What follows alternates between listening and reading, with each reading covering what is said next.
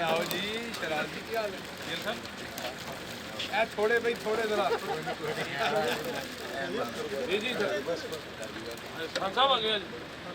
भाई साहब आ लो जी सर साहब इधर जी सर आओ सर और सुनाओ क्या हाल चाल है शराज तुम बड़ा वजन बढ़ा लिया यार पजवेद आ जाओ एक मिनट आयो जरा आ जाओ आओ जी आओ जी सर जी बबी भाई हाँ जी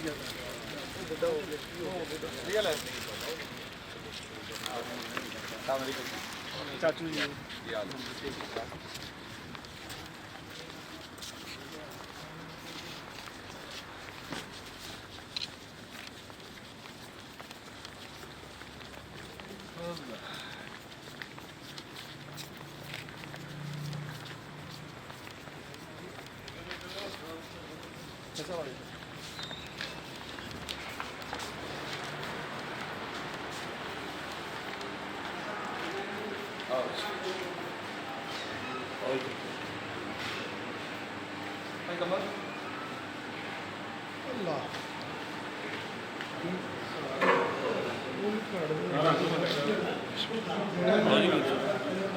आज तक खीर खा रहे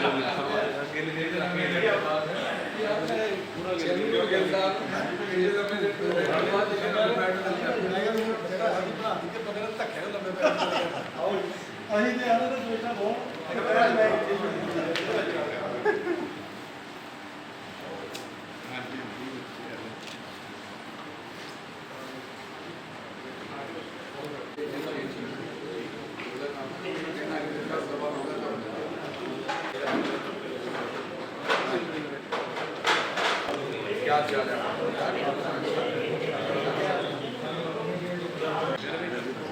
छोटा है बड़ा ताकि सारी सीमेंट भी है लेकिन जो तक टीवी जो बाहर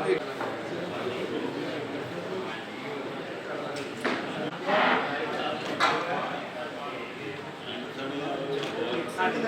पेट बाद पता लगा कि